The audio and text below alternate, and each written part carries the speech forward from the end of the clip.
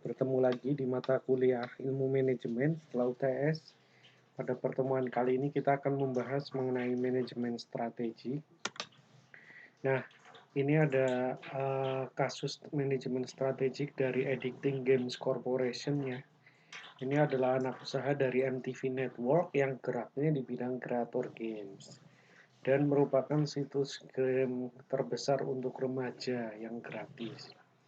Nah, kesuksesan Addicting Games itu karena mereka membuat game-games itu yang sedang ngetrend. Misalnya ada game judulnya Shut Up Kanye ya. Ini dipublikasikan setelah MTV VMA, di mana Kanye West ini bicara ngawur ya. Jadi menjelek-jelekan yang menang saat itu. Lalu ada game Where is the Naughty Governor. Ini dipublikasikan setelah Gubernur South Carolina ini mengakui bahwa sang gubernur memiliki affair. Nah, jadi gamenya itu diambil dari sesuatu yang sedang ngetrend saat ini. Makanya kenapa Addicting Game bisa sukses. Cat Connelly, ini wakil direktur dari Addicting Games, itu harus selalu menjaga 15,3 juta visitor yang memiliki keunikan agar senang dengan gamenya dan kembali lagi. Nah, hal ini tantangan yang tidak mudah bagi Connelly. Nah, strategi yang diterapkan oleh Addicting Games itu adalah mempublikasikan satu game setiap hari dan 12 game pada hari Jumat atau menjelang weekend. Karena kenapa banyak game pada hari Jumat? Karena weekend biasanya banyak yang mengunjungi. Nah, strategi ini membuat Addicting Games Corporation itu menjadi perusahaan game global nomor 1 di dunia. Nah, perusahaan menjadi nomor 1 itu karena kemampuan perusahaan mengangkat kejadian yang tren. Meski sudah menjadi perusahaan game global nomor 1, Connelly merasa perlu melakukan perubahan strategi major dengan membawa game-gamenya dapat dimainkan di iPhone. Nah, ini strategi berikutnya untuk menjaga dari leading, tetap menjadi leading company di bidangnya, maka membawa gamenya dapat dimainkan di iPhone. Connelly menyatakan bahwa perusahaan harus menyediakan pengalaman dimanapun pelanggan berada. Dan iPhone itu merupakan tempat di mana mayoritas remaja di US itu menggunakan iPhone. Nah, target pelanggannya dari Addicting Games adalah remaja-remaja di United States. Makanya kenapa pengen bawa ke iPhone. Nah, dengan perubahan strategi ini, Addicting Games itu berusaha mengambil kesempatan yang ada. Sebagai leader di industrinya, AG ini ingin memperluas akses bagi pelanggan agar dapat mempertahankan posisinya sebagai leader di industri. Nah, dengan strategi yang efektif, itu akan menghasilkan performa organisasi yang tinggi. Nah, manajemen strategik itu apa? Manajemen strategik adalah apa yang dilakukan manajer untuk mengembangkan strategi-strategi organisasi. Strategi adalah rencana tentang apa yang akan dilakukan perusahaan dalam bisnisnya, bagaimana perusahaan bisa sukses bersaing, dan bagaimana perusahaan menarik dan memuaskan pelanggannya dalam rangka mencapai tujuan perusahaan. Bisnis model itu adalah bagaimana cara perusahaan menghasilkan uang.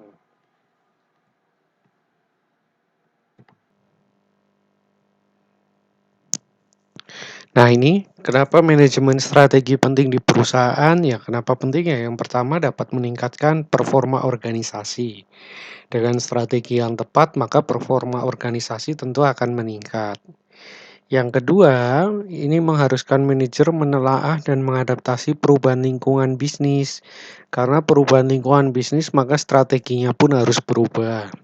Yang ketiga, mengkoordinasikan perbedaan pada unit-unit di organisasi dan membantu unit-unit untuk lebih fokus pada tujuan organisasi, bukan tujuan unit.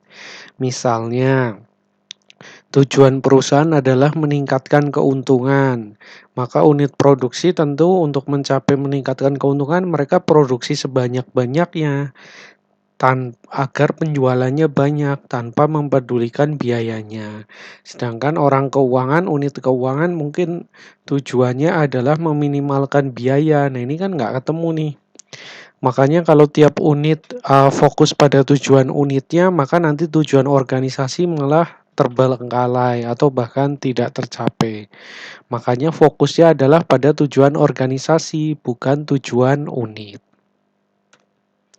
Nah, ini proses manajemen strategik. Ini proses yang terdiri dari 6 langkah yang termasuk di dalamnya perencanaan strategis, implementasi, dan evaluasi. Nah, ini dalamnya ada SWOT analysis ya. Jadi yang pertama identifikasi misi, tujuan, dan strategi organisasi saat ini.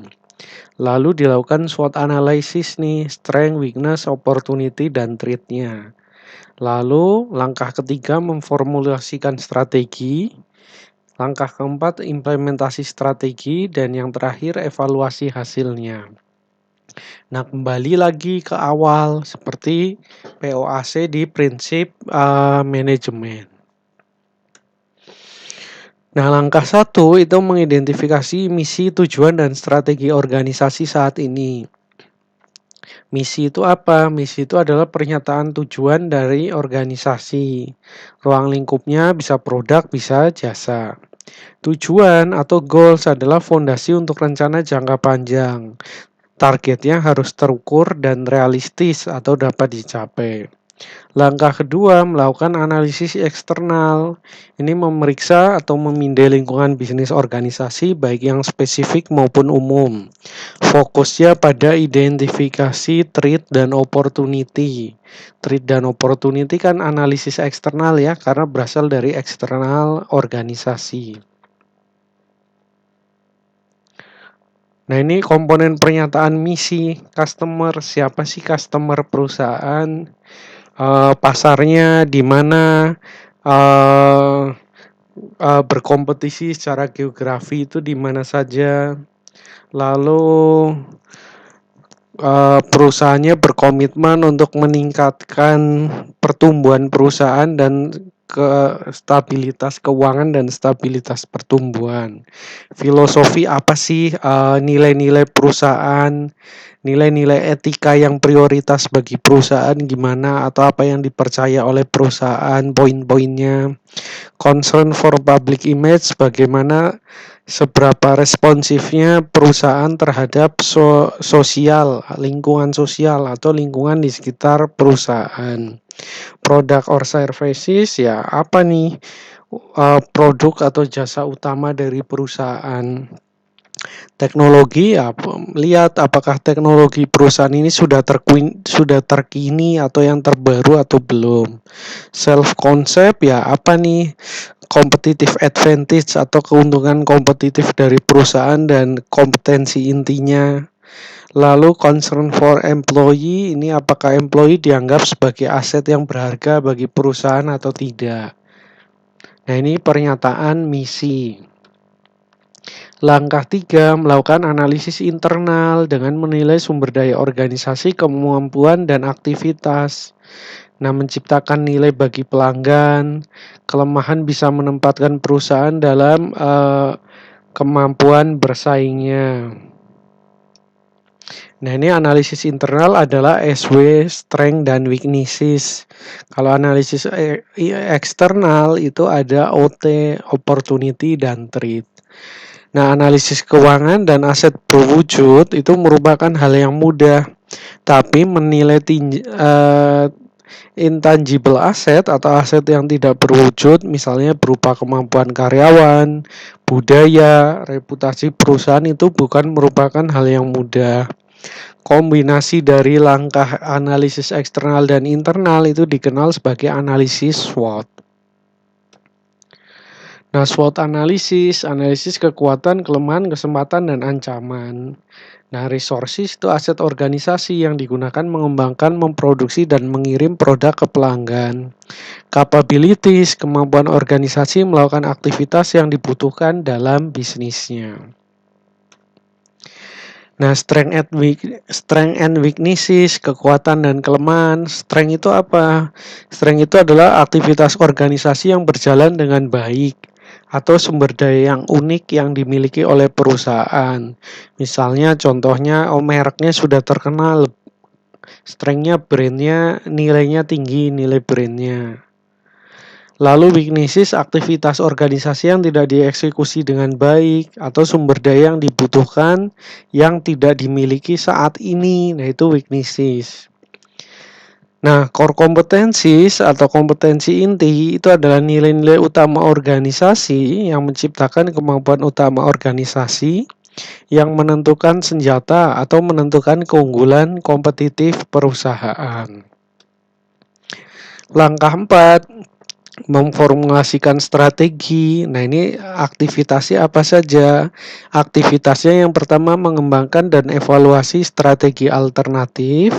Yang kedua, memilih strategi yang tepat untuk semua tingkatan di organisasi yang bisa membuat perusahaan memiliki keunggulan kompetitif atas pesaing. Yang ketiga, mencocokkan antara keunggulan perusahaan dengan kesempatan yang ada, strategi strength opportunities. Yang kedua, membenahi kelemahan dan mengurangi ancaman, strategi weakness dan threat. Jadi strategi itu terdiri dari satu internal dan satu eksternal gabungannya. Makanya strength opportunities, weakness threat, strength threat, atau weakness opportunity. Langkah 5, implementasi strategi. Implementasi itu adalah struktur dan aktivitas organisasi dibuat secara efektif sesuai lingkungan organisasi. Nah, lingkungan itu menentukan strategi yang akan dipilih. Implementasi strategi yang efektif membutuhkan struktur organisasi yang sesuai dengan kebutuhan perusahaan. Langkah 6, evaluasi hasilnya. Seberapa efektif sih strategi yang sudah diterapkan? Lalu apa penyesuaian yang perlu dibuat? Apakah ada dan apakah diperlukan? Nah, itu evaluasi. Strategi perusahaan itu adalah strategi organisasi yang menentukan apakah bisnis perusahaan. Tipe strategi misalnya ada strategi growth, strategi pertumbuhan yang ekspansi pada produk baru atau pada pasar baru.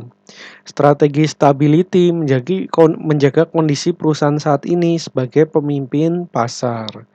Renewal strategi yaitu menguji kelemahan organisasi yang membawa pada penurunan performa organisasi. Growth strategi ini strategi perusahaan yang digunakan organisasi saat ingin memperluas jumlah pasar atau jumlah produk yang ditawarkan, baik melalui bisnis yang ada saat ini maupun bisnis barunya. Stability yang menjaga atau melanjutkan strategi bisnis yang saat ini berlangsung. Renewal strategi perusahaan yang didesain untuk mengatasi masalah penurunan performa perusahaan. Nah, ini jenis strategi organisasi, ada strategi corporate, multi business corporation, kompetitif dibagi menjadi bisnis unit, lalu fungsional sesuai dengan fungsinya ya, strateginya. Nah, strategi bisnis unit atau SBU itu adalah usaha mandiri tunggal sebuah organisasi yang merumuskan strategi kompetitifnya sendiri.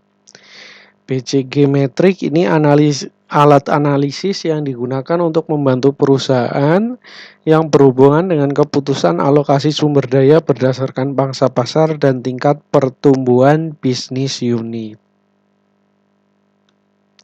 Ini BCG Matrix, jadi ini siklus produk sebenarnya ya. Jadi yang antisipasi tingkat pertumbuhannya tinggi itu stars, kalau tingkat pertumbuhannya rendah tapi market share-nya tinggi disebut sebagai cash cow. Lalu market share rendah tapi growth rate-nya tinggi, ini berarti perusahaan yang sudah lewat masanya ya. Ini question marks, jadi sudah star menjadi question marks, layak dipertahankan atau seharusnya dibuang. Nah, cash cow ini nantinya akan menjadi star karena tingkat pertumbuhannya masih rendah tapi market share-nya tinggi. Nah, kalau ditambah investasi lebih banyak nantinya bisa menjadi posisinya atau siklusnya berubah dari cash cow ke stars. Nah, strategi posisi berikutnya adalah posisi DOX. DOX itu growth rate-nya rendah, market share-nya rendah. Nah, ini biasanya permulaan masuk produk baru. Makanya perlu banyak pengeluaran biaya investasi.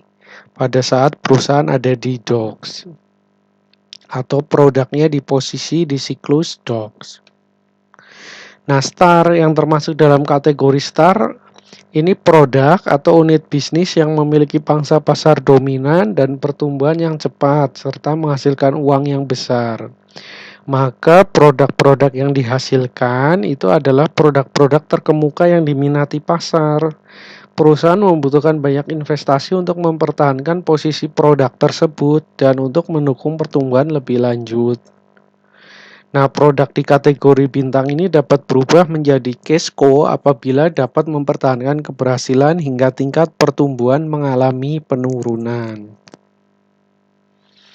Lalu cashco yang termasuk dalam kategori cashco atau sapi perah, produk atau unit bisnis yang merupakan pemimpin pasar, menghasilkan uang atau pendapatan yang lebih banyak dibanding biaya yang dikeluarkan oleh perusahaannya. Pada kategori ini, pangsa pasarnya tinggi, namun prospek pertumbuhannya terbatas. Maka pendapatan yang didapat pada cashco biasanya digunakan sebagai pendanaan untuk penelitian dan pengembangan produk baru yang masih berada di kategori question marks atau tanda tanya. Nah, perusahaan disarankan tetap berinvestasi pada produk dalam kategori cashco untuk mempertahankan produktivitas dan kualitas atau dapat juga dijadikan pendapatan pasif. Nah, kalau posisinya DOX dikenal dengan istilah hewan peliharaan yang termasuk kategori ini, produk atau unit bisnis yang pangsa pasar rendah dan tingkat pertumbuhannya rendah. Produk ini biasanya hanya memberikan kontribusi keuntungan yang sangat rendah atau bahkan harus menderita kerugian. Nah, produk pada kategori DOX ini umumnya merupakan beban bagi perusahaan, makanya dianggap hewan peliharaan ya. Sudah pernah sukses, kemudian sekarang sudah rendah pertumbuhannya, bahkan bisa mengakibatkan kerugian. Unit bisnis atau produk yang berada pada kategori ini biasanya akan mengalami pengurangan, divestasi ataupun likuidasi oleh manajemen perusahaan. Nah, kalau question mark ini baru nih. Kategorinya adalah children atau wildcat. Ini produk atau bisnis unit yang memiliki prospek pertumbuhan tinggi, tetapi pangsa pasarnya rendah, sehingga penghasilan yang didapat tidak sebanding dengan biaya yang dikeluarkan. Pengeluarannya jauh lebih banyak daripada pendapatan. Tapi karena prospek pertumbuhannya pesat, sehingga perusahaan atau produk pada kolom ini atau pada kategori ini berpotensi untuk berubah menjadi stars. Maka manajemen perusahaan disarankan berinvestasi pada produk atau bisnis unit yang berada dalam kategori question mark karena pertumbuhannya masih tinggi. Nah, ini siklus produk, question mark, star, cashco, hingga DOX. Siklus hidup produk dengan matrik BCG. Jadi dari question mark, star, cashco, dan DOX. Nah, competitive advantage, ini competitive strategi adalah strategi organisasi, bagaimana organisasi berkompetisi dalam bisnisnya. Competitive advantage adalah ciri organisasi yang khas dan berbeda dengan organisasi lain. Strategi fungsional, strategi yang digunakan oleh berbagai departemen-departemen fungsional untuk mendukung strategi kompetitif. Nah, ini 5 competitive force ya, atau dikenal sebagai Porter 5 forces. Ini adalah metode untuk menganalisis industri dan pengembangan strategi bisnis atau lingkungan persaingan. Dari model ini ada 5 hal yang menentukan tingkat persaingan dan daya tarik pasar ya. Yang pertama, threat of new entrants, mudah tidaknya pesaing baru masuk ke dalam industri. Nah, hambatan masuk rendah maka profitabilitasnya turun karena semakin mudah masuk maka pesaing akan semakin banyak yang masuk. Dan sebaliknya, kalau hambatannya tinggi maka profitnya akan naik karena jarang pesaing baru yang tiba-tiba masuk. Nah, ancaman dari produk substitusi, sejauh mana perubahan harga dan loyalitas terhadap merek mempengaruhi pelanggan untuk beralih ke produk substitusi atau produk pengganti. Contoh, perusahaan bis akap bukan hanya dengan bersaingnya bukan hanya dengan perusahaan bis lain, tapi juga dengan kereta, travel, dan pesawat. Nah, ini kan produk substitusi ya. Lalu bargaining power of buyer atau customer, sejauh mana pembeli atau pelanggan memiliki posisi tawar untuk menguasai pasar. Posisi tawar pembeli dipengaruhi oleh bargaining leverage, jadi kekuasaan yang dimiliki untuk mempengaruhi pihak lain untuk menyetujui tawaran dan sensitivitas harga. Contoh, jika perusahaan hanya menjual pada satu pembeli, maka pembeli punya posisi tawar lebih baik untuk menentukan harga. Jadi ini banyak yang jual banyak tapi yang beli cuma satu. Kalau bargaining power of supplier ini kebalikannya. Posisi tawar yang dimiliki pemasok sehingga dapat menjual barang dengan harga setinggi mungkin dan kualitas serendah mungkin.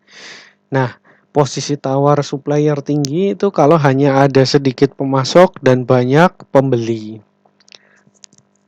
Ancaman bagi pemasok hanya barang substitusi dan pemasok baru yang mencoba masuk pasar. Jadi bargaining power of supplier adalah kebalikan bargaining power of customer.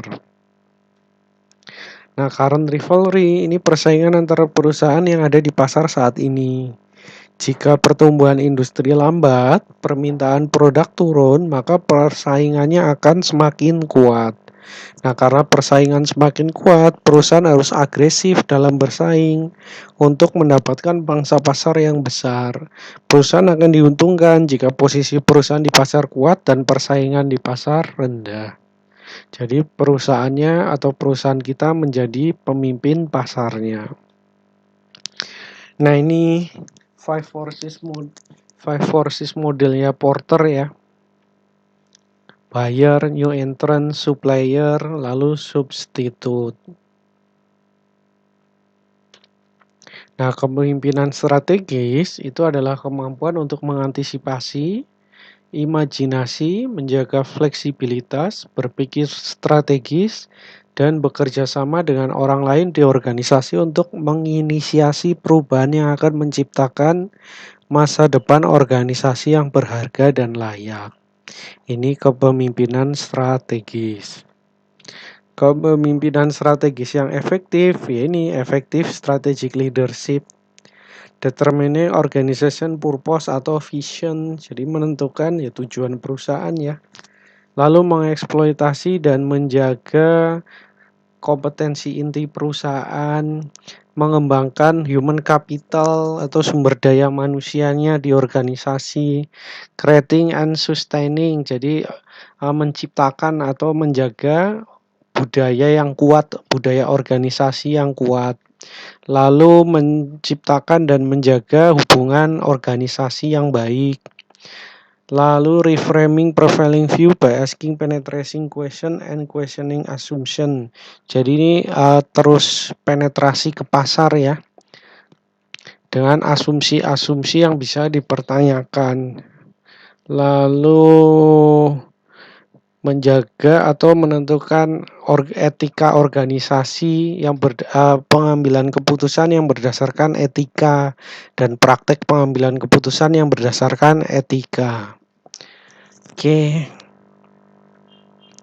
Nah, tipe strategi kompetitif yang pertama ada cost leadership. Cost leadership itu strategi mencari cara untuk mencapai total biaya keseluruhan produk atau jasa yang terendah dibandingkan dengan kompetitor. Differentiation, usaha untuk menciptakan produk atau jasa yang unik dan khas, sehingga pelanggan akan bersedia untuk membayar pada harga premium. Kenapa bersedia? Ya karena khas, nggak ada yang lain ya. Lalu fokus menggunakan keuntungan biaya rendah atau diferensiasi untuk eksploitasi segmen pasar tertentu.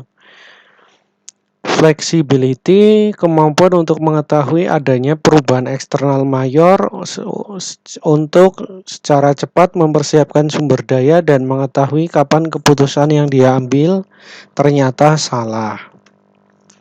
Nah, ini mengembangkan strategi flexibility, strategi mengaplikasikan teknik bisnis ya cost leadership ya. Cost leadership misalnya aktivitas online untuk menekan biaya, aktivitasnya online, aktivitas pembelian, penawaran, pengendalian persediaan dan rekrutmen semuanya online, harus terintegrasi sehingga bisa membuat biaya dari produknya rendah. Differentiation misalnya untuk e-bisnisnya prakteknya Sistem berbagi pengetahuan berbasis internet, pemesanan online, customer support online. Lalu fokus misalnya ada chat and discussion, ada ruang untuk diskusi ya dengan customernya. Strategi pelayanan pelanggan menyediakan apa yang diinginkan pelanggan, komunikasi yang efektif dengan pelanggan, dan menyediakan pelatihan pelayanan pada pelanggan. Strategi inovasi ini kejadian yang mungkin ya. Jadi terobosan yang radikal pada produk dan mengaplikasikan teknologi yang ada untuk penggunaan baru. Strategic decision, ini basic research, pengembangan produk, inovasi pada proses operasional usaha. First mover, ini organisasi yang memasarkan produk dengan inovasi di pasar atau menggunakan proses baru. Jadi organisasi yang pertama memasarkan produk dengan inovasi di pasar atau menggunakan proses baru. Misalnya dulu ada Bolt. Bolt itu yang pertama menjual internet jaringan 4G. Nah itu dia disebut sebagai first mover. Sebelumnya yang lain kan belum ada, baru Bolt dulu. Nah ini keuntungan dan kelemahan dari first mover. Keuntungannya ya reputasinya dikenal sebagai perusahaan yang inovatif dan leader di bidangnya. Lalu cost and learning benefit, jadi keuntungan dari biaya dan pembelajarannya.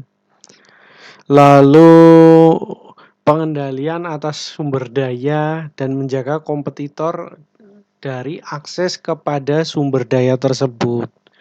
Lalu keuntungan berikutnya kesempatan untuk membangun customer relationship dan customer loyalty. Karena yang pertama, makanya kayak air minum ya Aqua, lalu motor dari dulu yang terkenal Honda. Nah, itu kesempatannya untuk membuat customer relationship dan customer royalty. Kelemahannya ketidakpastian untuk teknologi dan di mana pasarnya akan mengarah ya. Apakah akan naik penjualannya atau bahkan turun karena first mover nih belum tahu resiko dari imitasi. Jadi inovasi yang sudah dilakukan beresiko diimitasi oleh perusahaan pesaing. Financial and strategic risk dan high development cost. Pengembangannya mahal karena belum pernah ada sebelumnya, maka biaya pengembangannya mahal. Oke, itu kalau ada yang bertanya silahkan ditanyakan di forum. Untuk tugasnya kalian analisis kegagalan Nokia di pasar Amerika Serikat. Nah, manajemen strategi apa yang menyebabkan Nokia gagal? Apa yang seharusnya dilakukan perusahaan untuk memperbaikinya? Nah, kalian tuliskan. Kalau di Asia Nokia itu bersaingnya dengan Android. Tapi kalau di US itu kebalikannya bersaing dengan iPhone. Maka kalian lihat kenapa Nokia yang tadinya memimpin pasar di US mengalami kegagalan di US. Oke, terima kasih. Wassalamualaikum warahmatullahi wabarakatuh.